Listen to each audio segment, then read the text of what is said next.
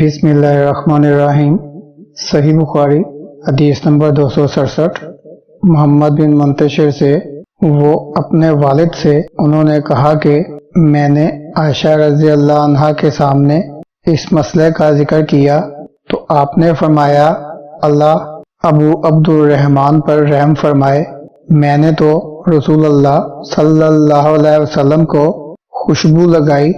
फिर आप सल्लल्लाहु अलैहि वसल्लम अपनी तमाम अज़वाज मुतहरात के पास तशरीफ ले गए और सुबह को एहराम इस हालत में बांधा कि खुशबू से बदन महक रहा था।